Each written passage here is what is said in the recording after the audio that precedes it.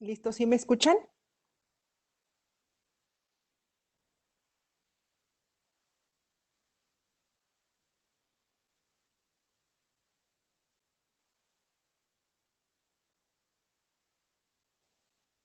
¿Sí se escucha para que podamos seguir? ¿Se escucha? Ok. Bueno, vamos a entrar a esta parte. Digamos que esto ya empieza a ser lo más, de lo más importante, porque hay muchas pistas y muchos tips que ustedes pueden ir anotando para entender y captar los casos clínicos que pueden venir de las glomerulonefritis, sobre todo porque ahorita más adelante ya entraremos a nefropatía diabética, lesión renal aguda y enfermedad renal crónica. Entonces, primero nosotros debemos saber las formas que tiene de afectar el glomérulo o el riñón. Y aquí vienen los síndromes glomerulares. Esos síndromes glomerulares no es como tal una enfermedad, es una manifestación de una glomerulonefritis. Entonces, nosotros si tenemos un caso clínico de ese tipo, primero debemos averiguar o ver en qué síndrome glomerular estamos, porque seguramente eso nos van a preguntar. Nos describen el caso y si ese es un síndrome nefrítico o nefrótico y posteriormente cuál será la sospecha diagnóstica, dependiendo de las pistas que nos den. La forma de hacer el diagnóstico es con biopsia, pero nosotros lo vamos a hacer por las pistas que nos esté dando el caso clínico. Entonces, los síndromes glomerulares son síndrome nefrótico, síndrome nefrítico, las glomerulonefritis rápidamente progresivas, las alteraciones inespecíficas de la orina, que es hematuria y proteinuria, pero que no llega a ser una proteinuria del síndrome nefrótico, la lesión renal aguda y las glomerulonefritis crónicas, que propiamente pues aquí lo abordaremos con la enfermedad renal crónica. Entonces, bueno, nosotros ya hablamos muy poquito porque no hay que extendernos mucho en la anatomía del glomérulo y del podocito y de la membrana basal glomerular. Solo es para que ustedes recuerden que depende de qué estructura se dañe del glomérulo, vamos a tener un cuadro clínico diferente. Entonces, en el caso de los pacientes que mencionaba yo al inicio, que se altera el mesangio, que el mesangio es esa red que está sosteniendo a los vasos, a los capilares y al propio glomérulo, va a haber hematuria. O sea, mesangio da hematuria. ¿Y cuál es la enfermedad típica? La glomerulonefritis por IgA o la mesangial IgA. ¿Y qué caso clínico o cuadro clínico nos va a dar? Una hematuria recidivante, una hematuria microscópica recidivante. Entonces, eso ahorita lo vamos a ir viendo. Si se nos afecta o la enfermedad, la glomerulonefritis, toca la membrana o la barrera de permeabilidad, que la barrera de permeabilidad ya dijimos que está formada por la membrana basal, los podocitos y el endotelio, va a haber proteinuria. ¿Por qué? Porque se pierde esa cargas negativas y positivas, esa relación que hay en esa membrana basal y entonces se dejan salir todas las proteínas que normalmente debemos quedarse. Y cuando se dan células endoteliales, el endotelio propiamente, que son los podocitos viscerales, y el epitelio, que son los vasos, o sea, lo pegado hacia el vaso, el endotelio y el epitelio, pues son esos podocitos viscerales, nos va a dar una disminución del filtrado glomerular. Entonces, las glomerulonefritis pueden presentar todas estas alteraciones, pueden presentar proteinuria, hematuria, ya propiamente un síndrome nefrótico, un síndrome nefrítico, una alteración rápidamente progresiva o una glomerulonefritis rápidamente progresiva, que es una urgencia, o disminución del filtrado glomerular, ¿ok?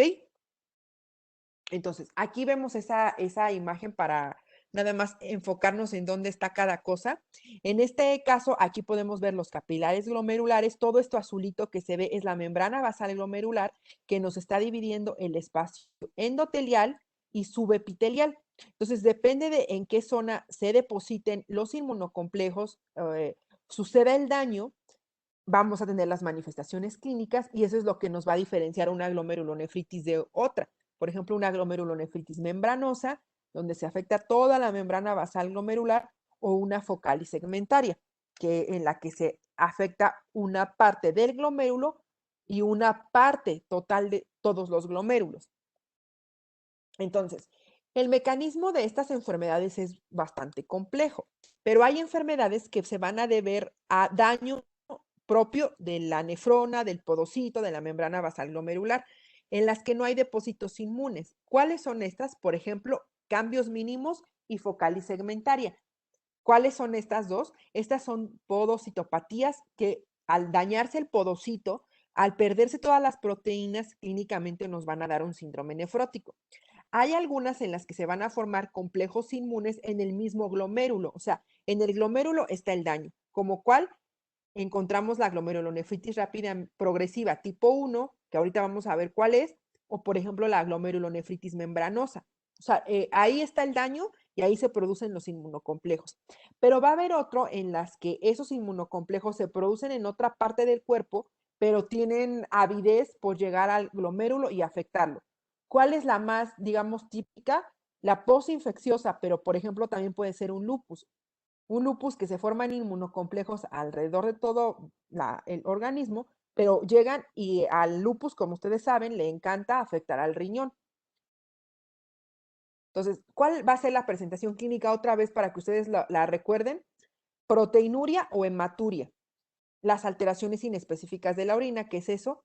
Síndrome nefrótico, síndrome nefrítico, las glomerulonefritis rápidamente progresivas y las que vamos a ver más adelante, lesión renal aguda y las glomerulonefritis crónicas que abordaremos con la enfermedad renal crónica. Entonces, esto es muy importante que ustedes sepan que el síndrome glomerular más frecuente y por eso es el más preguntado es el síndrome nefrótico. ¿Alguno de ustedes sabe cuál es la causa secundaria más frecuente de síndrome nefrótico en el adulto? Causa secundaria. O sea, ¿qué es lo que más genera síndrome nefrótico en los adultos? La nefropatía diabética, como están poniendo, la diabetes. El síndrome, la causa principal que genera síndrome nefrótico en los adultos actualmente es la glomerulosclerosis focal y segmentaria, de las primarias. Nosotros en la bibliografía que podemos ver viejita mencionaba la membranosa y de hecho varias preguntas del manual, algunas ya no, pero un poquito más viejitas mencionaban la membranosa, porque así era antes. La epidemiología antes marcaba que la membranosa, pero actualmente es la focal y segmentaria. Ahora, ¿qué problema, como vamos a ver en algunas preguntas anteriores, podemos encontrar?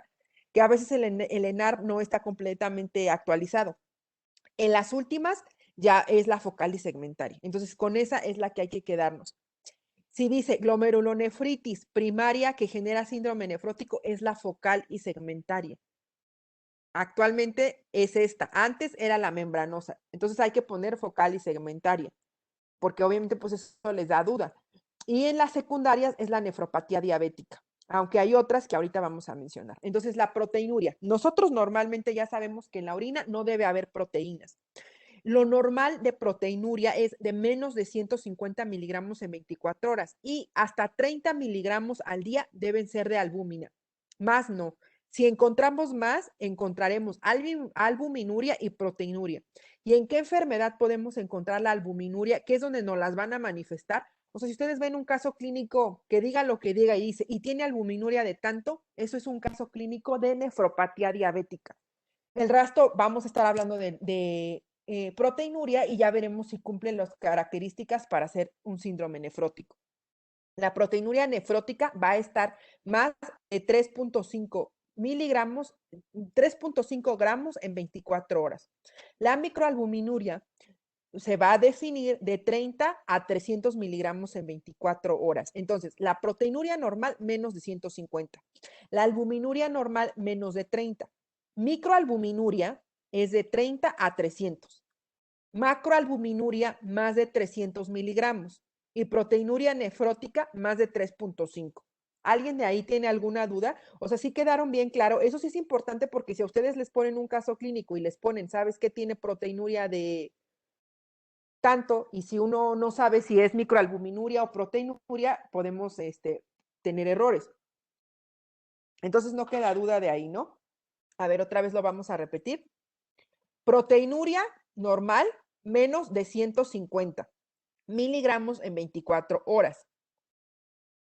Cantidad de albúmina normal en la orina, de 20 a 30 miligramos en 24 horas. Eso es lo normal. Proteínas totales, menos de 150 y de albúmina en la orina, menos de 30. O sea, de 20 a 30, eso es normal. Ahora, de ahí nos vamos a la microalbuminuria, que eso es lo que empiezan a presentar los pacientes diabéticos. de 30 a 300 miligramos en 24 horas al día. Ya aumentó. De la microalbuminuria nos vamos a la macroalbuminuria, más de 300 miligramos. Y la proteinuria en rango nefrótico es de más de 3.5 gramos. Si ustedes ven la palabra microalbuminuria, diga albuminuria, microalbuminuria o macroalbuminuria, eso es un caso de nefropatía diabética, porque es la única enfermedad de las que ahorita estamos mencionando, de las que vienen en los exámenes, en las que la microalbuminuria tiene un valor importante. En las demás es proteinuria, ¿ok? Entonces, con eso ya nos centramos mucho. Ahora, a veces nosotros, si alguien está en el internado, en el servicio social o trabajando, a veces llegan las tiras reactivas. Las tiras reactivas nos dan una idea, pero siempre debemos corroborarlas con una recolección de orina de 24 horas o con una toma aislada de proteinuria, creatinuria. ¿Qué es eso? La primera es, así como la depuración de creatinina, el paciente recolecta orina de 24 horas y ahí se cuentan desde la albúmina hasta las proteínas totales. Y la otra es una recolección de la primera toma de la mañana, así como un examen general de orina, y ahí se mide la proteinuria y la creatinuria. Se hace una división y lo que sale, por decir, si sale 2.5, eso se correlaciona con la proteinuria de 2.5 gramos en 24 horas, por lo que ya mencionamos. Hay veces que es difícil que los pacientes recolecten orina de 24 horas o no surge porque el paciente en ese momento llegó a la atención médica, ¿no? Entonces, la proteinuria se puede dividir en dos tipos, glomerular y tubular. ¿Qué quiere decir esto? O sea, ¿de dónde viene esa proteinuria? ¿Quién es el culpable de que estemos encontrando proteínas en la orina? Ya sea el glomérulo o el túbulo. El glomérulo va a ser cuando estamos sacando más de 2 gramos en 24 horas. Aquí estamos hablando que la proteinuria es de origen glomerular, diferente a decir que es un síndrome nefrótico. Más de 2 gramos en 24 horas y puede ser proteinuria selectiva o no selectiva. ¿A qué se refiere eso de selectiva o no selectiva? Selectiva se refiere a esa proteinuria que va a ser solo albúmina. Estamos desechando proteínas de bajo peso molecular, la albúmina. Por eso es que existe la microalbuminuria, porque es una proteína de bajo peso molecular. Y no selectiva es cuando el glomérulo está afectado y está tirando cualquier tipo de proteínas, de bajo peso o de alto peso, como la albúmina o como las inmunoglobulinas. Como qué cosa nos puede dar una proteinuria no selectiva en la que vamos a desechar inmunoglobulinas. Por ejemplo, el mieloma múltiple, ¿no? Que en lo que estamos presentando el paciente es salida de cadenas ligeras. Posteriormente tenemos la proteinuria tubular, o sea, el glomérulo no es el problema, sino que es el túbulo. Como ya vimos, el túbulo básicamente no va a reabsorber proteínas, o sea, que la proteinuria será menor. Entonces será una proteinuria mínima o menor a 2 gramos. Y vamos a estar tirando proteínas de cualquier peso molecular, como ya estamos viendo aquí. O sea, a lo que quiere hacer ver esto, para que ustedes lo entiendan más sencillo, es que la proteinuria glomerular va a ser mayor, porque el glomérulo es donde se reabsorbe la mayor cantidad de proteínas, ¿no? Ahí se encuentra la barrera de filtración, los podocitos. ¿Eso sí quedó claro? Entonces, una proteína, no quiere decir forzosamente que si vemos una proteinuria de 1 gramo, a fuerza es tubular, pero nos orienta. Otra vez, ¿qué nos da el diagnóstico? Pues es la biopsia, ¿no? Entonces, la clasificación de la proteinuria puede ser transitoria, ortostática o persistente. La transitoria, por ejemplo, es como vemos en las imágenes, es frecuente en los niños cuando tienen fiebre, en las insuficiencias cardíacas o en un ejercicio extenso. La proteinuria ortostática es muy rara, la verdad, pero son en aquellos pacientes que son al estar en posición erecta, o sea, en decúbito no la presentan y así la corroboramos, pero es algo muy raro. La proteinuria persistente, que no tiene nada que ver con que el paciente tenga fiebre, un ejercicio intenso, daño muscular intenso, la presente o no, y que además se puede encontrar con otras alteraciones, obviamente como aquí vemos, es la que requiere estudio, porque si hubiera alguna pregunta que habla de glomerulonefritis o de nefropatía diabética, por ejemplo, y dice, ¿cuál es el factor de peor pronóstico en un paciente? Por ejemplo, y viniera, pues nos pusieran hipertensión, no sé, obesidad, tabaquismo o proteinuria. O sea, ¿qué es lo que hace que al paciente le vaya mucho peor respecto a la función renal o al pronóstico renal? Es la proteinuria. Aumenta el riesgo de mortalidad no solo de origen cardiovascular, sino que también se ha visto que de todas las causas. Entonces, la proteinuria es el factor de daño glomerular y sistémico más importante. Eso que quede muy claro, porque en cualquier glomerulonefritis, sea primaria o secundaria, la proteinuria es lo que nos da más gravedad. Entonces, nosotros tenemos un paciente que tiene en la tira reactiva proteínas. Por ejemplo, nos llegó a la consulta un niño, una niña o un adulto. Lo primero que debemos hacer, aquí nos recomienda repetir tira reactiva, pero lo más recomendable es que nosotros ya hiciéramos la recolección de orina de 24 horas o hiciéramos esa toma aislada que mencionaba para medir la proteinuria y la creatinuria y sacar el índice que es equiparable a la recolección de orina de 24 horas. Si nosotros corroboramos que tenemos una proteinuria en rango nefrótico, entonces tendremos que abordar el caso. Por ejemplo, es un paciente diabético descontrolado, es un paciente que tiene mieloma múltiple, es un paciente que tiene manifestaciones extrarrenales, por ejemplo, eritema malar, dolor articular, baja de peso, caída de cabello, o tiene inmunológicos y ya alguno está positivo. Por ejemplo, es un paciente con VIH. Todo eso nos tendremos que preguntar y hacer el abordaje correspondiente. Entonces, esto es en lo que vamos a incidir porque son los casos clínicos que les pueden preguntar. ¿De la proteinuria hay alguna duda? Lo que deben saber de la proteinuria es peor, o sea, es el factor que da peor pronóstico a las glomerulonefritis, los valores normales que ya los mencionamos y cómo se corrobora la proteinuria. ¿Cómo vamos a corroborar la proteinuria? Con la recolección de orina de 24 horas o con el índice de proteinuria y creatinuria y los dos son efectivos. Claro que considerando que el paciente haga bien la recolección. La otra tiene la ventaja que se hace en una sola muestra. ¿Tienen alguna duda? Entonces vamos a pasar a la hematuria. Ahora, la hematuria es la presencia normal de glóbulos rojos en la orina. Lo normal es menor a 3 glóbulos rojos por campo. Más de 3, eso es hematuria microscópica. Y claro que cuando el paciente ve, como en este dibujito, la hematuria ya macroscópica, pues eso ya se hace el diagnóstico de hematuria macroscópica, aunque hay que corroborar de dónde viene la hematuria. Es muy importante saber que muy poco porcentaje de hematuria, más o menos el 20% o un poquito menos, va a deberse a daño glomerular, es decir, a una glomerulonefritis. Las causas más frecuentes son urológicas, como cuáles, litiasis renal, o en los pacientes, en los hombres, por ejemplo, cáncer de próstata o hiperplasia de próstata. No precisamente el cáncer de próstata, puede ser una hiperplasia prostática que da hematuria y síndromes obstructivos de la vía urinaria, como pujo, tenesmo, etcétera. Obviamente, para hacer nosotros la evaluación de la hematuria, la mujer no puede estar menstruando, debe ser 5 días antes de la menstruación y 5 días después, o que haya un trauma. Por ejemplo, si nosotros pusimos la sonda urinaria y el paciente empieza con hematuria, este, secundaria a eso, pues no puede ser evaluado así. Hematuria microscópica. Claro que porque también poner una sonda, a menos que seamos muy salvajes, no tiene por qué generar hematuria macroscópica, ¿no? A veces puede llegar a pasar, pero por inexperiencia, cuando no sabemos colocarlas. Entonces, ¿cuáles son las causas glomerulares y no glomerulares? Hay causas de hematuria que sí se deben al glomérulo, como cuál. La más importante es la nefropatía por IgA. Y esta, apréndanse, o sea, de una vez, que esta es la glomerulonefritis más frecuente en todo el mundo, la nefropatía por IgA. ¿Por qué? Porque esta tiene una importante componente familiar y porque en el Mediterráneo muchísima gente lo presenta. O sea, es rara los familiares, pacientes conocidos que no tienen esta enfermedad. O sea, es algo muy frecuente ahí. Pero aquí estamos viendo las causas no glomerulares, que estas digamos que las estudia propiamente urología. Un cáncer renal, cáncer de próstata, cáncer vesical, etcétera. Pero nosotros tenemos que saber cómo vamos a diferenciar una glomerular de una urológica.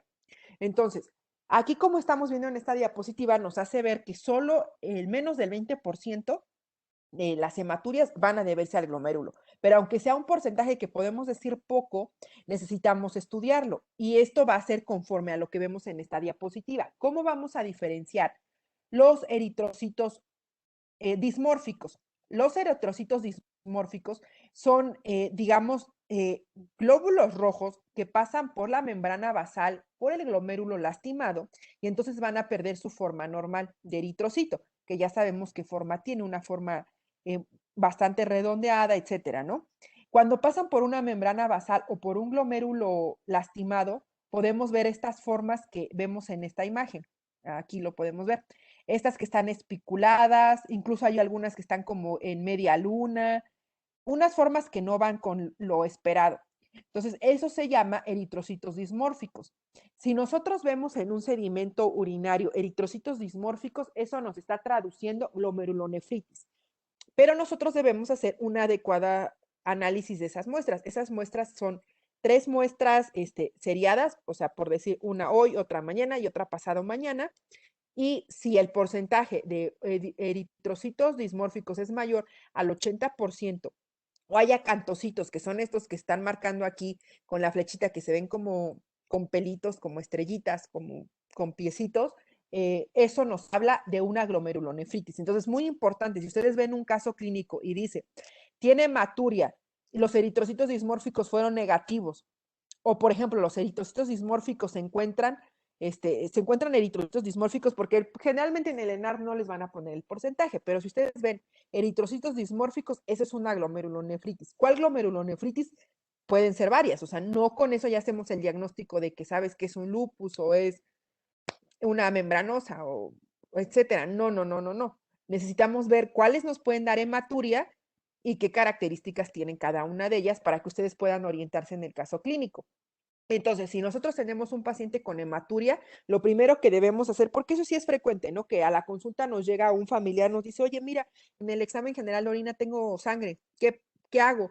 Lo primero es tomar un urocultivo, porque aunque no tengamos síntomas de infección de vías urinarias, para evaluar adecuadamente el sedimento urinario necesitamos ver un urocultivo negativo. Si hay una infección hay que tratarla y posteriormente repetir. Si la hematuria es glomerular porque hay los eritrocitos dismórficos, vamos a hacer el abordaje de la glomerulonefritis, ahorita vamos a ver cómo.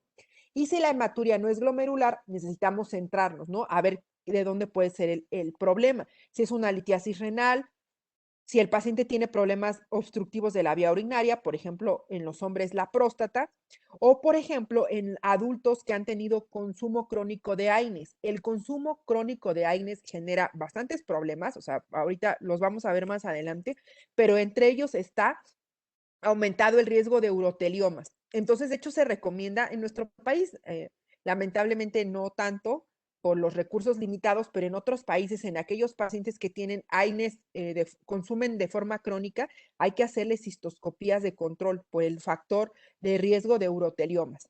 ¿Ok? Entonces, a ver esta pregunta. En un paciente con lesión renal aguda, la presencia de hematíes dismórficos o cilindros hemáticos, ¿a qué nos orienta el diagnóstico? Esto ya lo dijimos. A ver, despierten, despierten. Ok, ya lo dijimos, glomerulonefritis, ¿no?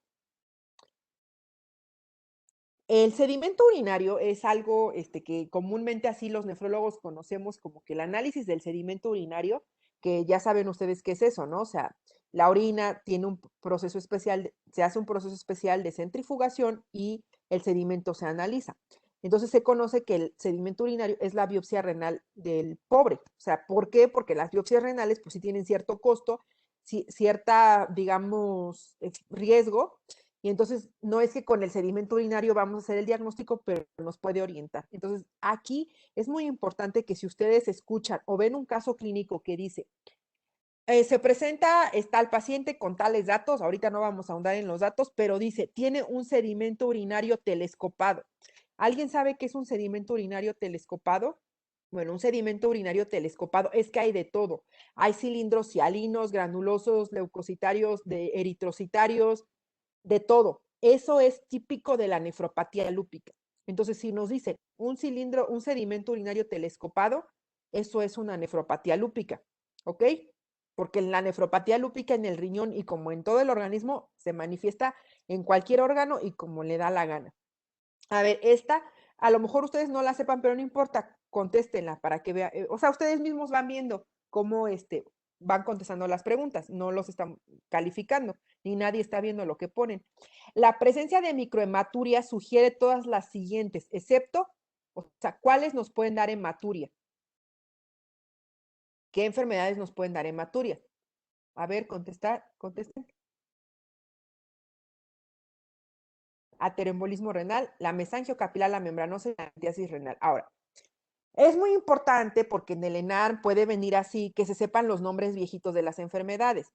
La mesangiocapilar es también la membranoproliferativa. El nombre actual es membranoproliferativa y es el que usamos, pero puede haber bibliografía viejita que diga mesangiocapilar. Ahora, es muy importante que ustedes sepan qué cosa nos da síndrome nefrótico y qué nos da síndrome nefrítico. Ahorita lo vamos a ver, pero la que no da hematuria es la glomerulonefritis membranosa, porque esa nos da un síndrome nefrótico característico. El ateroembolismo renal sí nos puede dar microhematuria y eso lo vamos a ver ahorita en un caso clínico porque vamos a ver las enfermedades vasculares renales. Este ateroembolismo renal es muy importante porque tiene un diagnóstico diferencial que es muy típico y que ahorita van a ver ustedes. Entonces, ahora vamos a ver el síndrome nefrótico. El síndrome nefrótico tiene las características que vamos a ver acá. La proteinuria, ese es como está marcado con esa estrella porque ese es obligatorio y forzoso. O sea, puede que haya un paciente que tenga todo lo que estamos viendo aquí, pero no tiene la proteinuria de más de 3.5. No, eso no es un síndrome nefrótico. Necesitamos la proteinuria mayor a 3.5 gramos y clínicamente los pacientes van a tener edemas. Pueden encontrarse hipoalbuminemia, hipercolesterolemia e hipercoagulabilidad, pero no es a fuerza. Lo que sí va a haber es la proteinuria mayor a 3.5 gramos. ¿Ok? Entonces, eso sí es muy importante. Si a ustedes le están diciendo, un paciente que tiene la proteinuria de 4, de 5 gramos, incluso pueden tener más, es muy, eso es un síndrome nefrótico y tenemos que abordarlo respecto a los datos que vamos a encontrar orientativos en el caso clínico. Entonces, acá esto es para lo que yo les decía al principio. Si nosotros vemos aquí, hace tiempo, o bueno, no tanto tiempo, o sea, hace algunos años, la membranosa era la causa primaria, pero actualmente es la focal y segmentaria y seguida por la membranosa. Entonces, es focal y segmentaria. ¿Cuál es la causa principal de focal y segmentaria a nivel, perdón, cuál es la causa principal de síndrome nefrótico primario en el mundo? Focal y segmentaria. De causa secundaria, ya dijimos, la nefropatía diabética. Entonces, aquí es muy importante que ustedes vean que el síndrome nefrótico va a presentar muchas complicaciones, entre ellas el edema. El edema se va a deber a dos causas principales. Uno, ustedes ya lo imaginan, ¿no? Es la proteinuria excesiva, va a generar una pérdida de la presión oncótica. Pero la otra es que va a haber una activación del sistema renina-angiotensina-aldosterona. ¿Por qué? Porque ya mencionábamos hace ratito que en el síndrome nefrótico, como en la insuficiencia cardíaca y todo eso, hay una extravasación de líquido. O sea, el líquido se sale de donde deba estar y entonces el cuerpo eso lo sensa como una deshidratación. No es deshidratación porque el paciente de hecho está en anasarca, o sea, pero el cuerpo detecta, sabes que hay poco sodio y agua, ¿qué tengo que hacer? Activo la mácula densa, activo el sistema renina, angiotensina, aldosterona y por eso los pacientes también pueden tener hipertensión. Entonces, este es un edema en el que va a haber activación del sistema renina, angiotensina y pérdida de la presión oncótica, que pues esa todos nosotros ya lo sabemos. Entonces, conforme a eso vamos a responder esta pregunta. ¿Cuál de las siguientes no es cierta respecto al síndrome nefrótico? Siempre tiene que presentar proteinuria en rango nefrótico. La presencia de edemas define el síndrome nefrótico clínico. Es uno de los pocos edemas sin activación del eje renina-angiotensina-aldosterona. Cursa con dislipidemia, hipercoagulabilidad, por lo que tiene aumento del riesgo cardiovascular y tromboembólico. Puede haber síndrome nefrótico impuro cuando asocia hematuria, hipertensión o fallo renal. A ver, ¿qué ponen? A ver, a ver.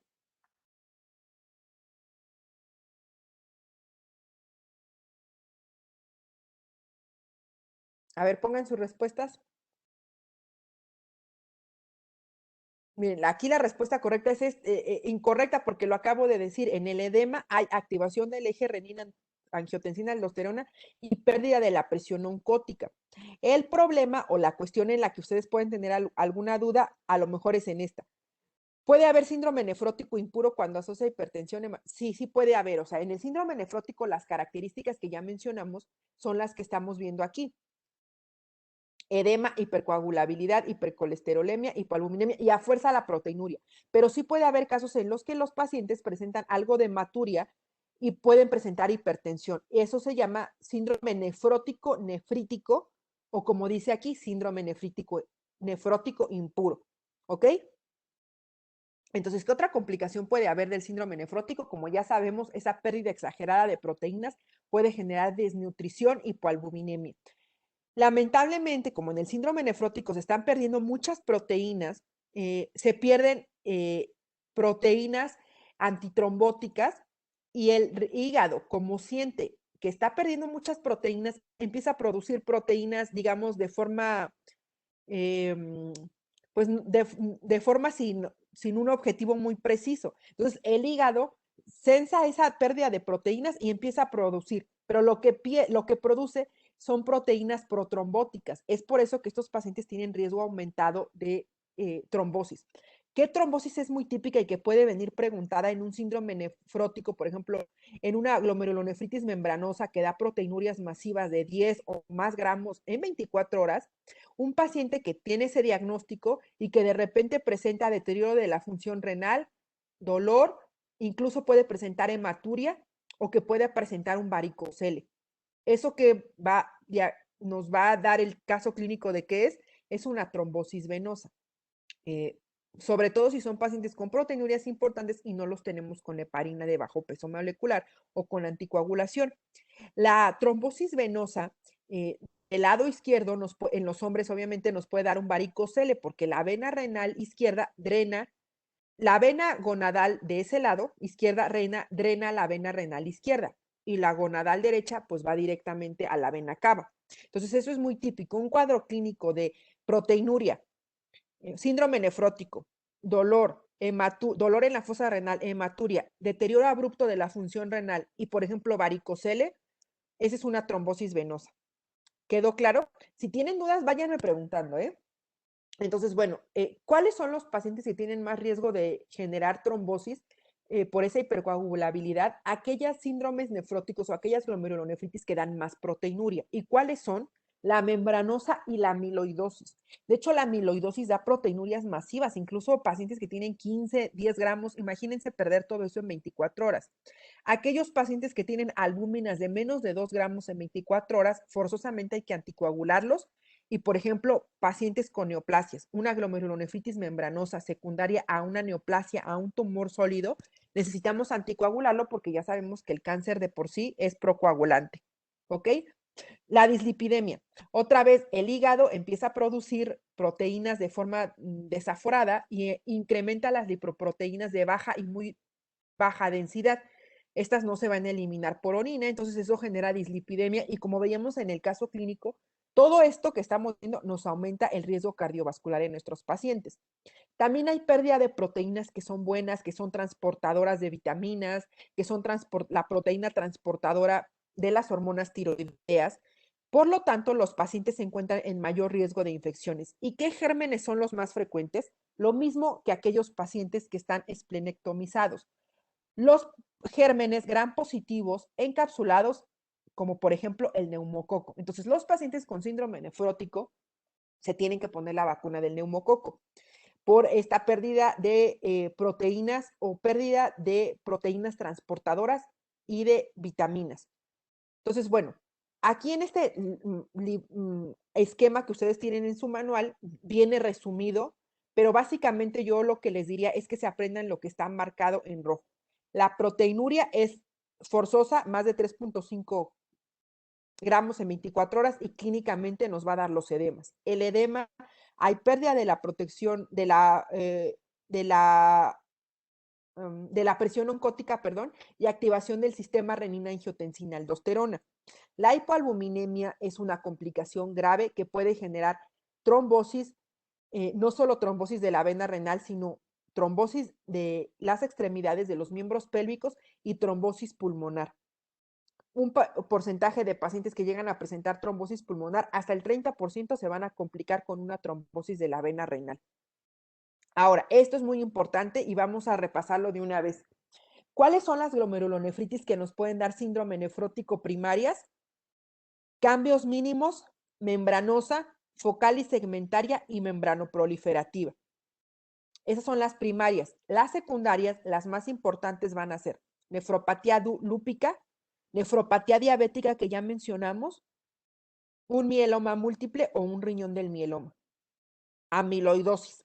Claro que Nosotros ya con el contexto vamos a ver, es una nefropatía diabética, es una mujer o un paciente hombre también puede ser con nefropatía lúpica.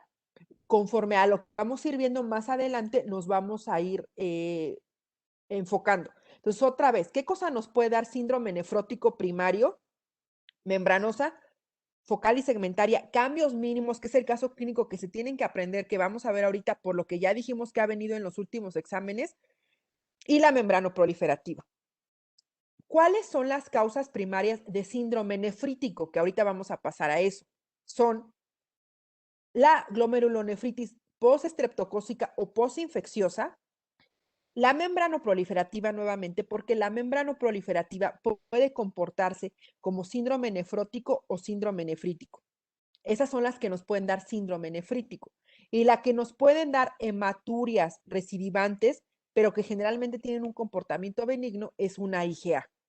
¿Okay? Entonces, si eso anótenlo y si que no algo no captaron, ahorita me dicen y lo volvemos a repetir. Entonces, a ver esta, ¿cuál de las siguientes no presenta típicamente con síndrome nefrótico? Ya lo dijimos. A lo mejor aquí se confundan por el nombre, porque lo que les digo que los nombres a veces vienen los viejitos. Ay, perdón. A ver, ¿cuál es la respuesta? A ver si están ahí.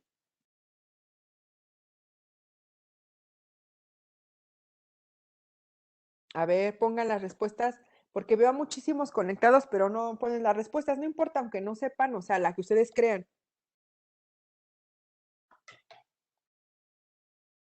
¿Sí me escuchan?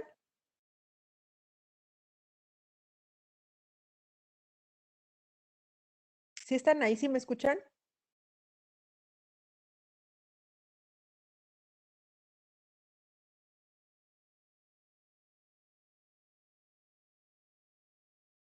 ¿Sí me escuchan? ¿Sí me escuchan?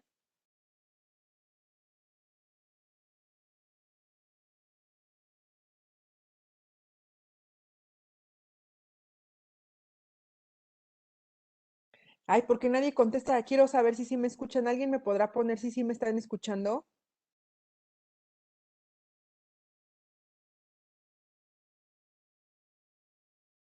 ¿Sí se escucha, oigan?